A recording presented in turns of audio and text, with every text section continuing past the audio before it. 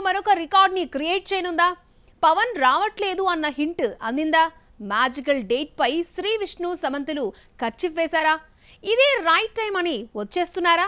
మరొక ఇద్దరు హీరోలు హరిహర వీరమల్లు రిలీజ్ డేట్ పై ఫోకస్ చేస్తున్నారా? పవన్ కళ్యాణ్ హరిహర వీరమల్లు మే 9కి వచ్చేస్తుందని టీం బల్లగుద్ది బలంగా చెబుతున్నప్పటికీ మాకు నమ్మకాలు లేవు దొరా అంటున్నారు ఫ్యాన్స్ అండ్ ఆడియన్స్.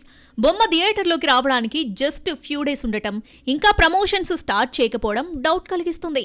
అదే టైంలో పవర్ స్టార్ సినిమా వస్తుందని తెలిసి కూడా శ్రీ విష్ణు సమాంతలు తమ సినిమాలను మే 9నే రిలీజ్ చేస్తున్నట్లు హింట్ ఇవ్వడం, వీరమల్లు ఆ రోజున రాదన్న అనుమానాలు మరింత స్ట్రాంగ్ అవుతున్నాయి. ఇప్పటికే రిలీజ్ డేట్ 11 సార్లు వాయిదా పడి ఓ రికార్డు సృష్టిస్తే మరోసారి పోస్ట్ పోన్ అయితే మరో రికార్డుకు తెరలేపినట్లే హరిహర వీరమల్లు.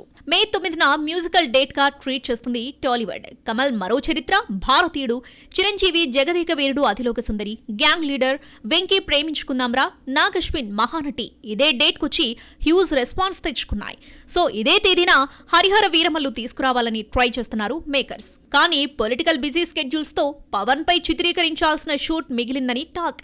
ఇక ఇదే డేట్ పై సమంత ఖర్చు వేసేసింది. తన ప్రొడక్షన్ హౌస్ ట్రాలాలా నుండి వస్తున్న ఫస్ట్ మూవీ శుభం మే 9న రిలీజ్ చేస్తున్నట్లు అనౌన్స్ చేసింది శామ్. మే 9నే శ్రీ విష్ణు కూడా వచ్చే ఛాన్స్ ఉందని సమాచారం. ఇప్పటి వరకు మేలో రిలీజ్ అంటుంది కానీ డేట్ కన్ఫర్మ్ చేయట్లేదు. కానీ లేటెస్ట్ బజ్ ప్రకారం ఆ డేట్కే సినిమా తీసుకురావాలని భావిస్తున్నారట మేకర్స్. ఈ ఇద్దరే కాదు, Bellamkonda Sai Srinivas, Manoj, Nara Rohit multi starrer movie Bhairavam కూడా ఈ మ్యూజికల్ డేకే బొమ్మను దింపేయాలని ట్రై చేస్తున్నారట. అలాగే నితిన్ తమ్ముడిని పట్టుకొచ్చే అవకాశమూ కనిపిస్తుంది. ఇన్ని సినిమాలు లైన్లో ఉన్నాయంటే మరి హరిహర వీరమల్లు రావడం డౌటేనా?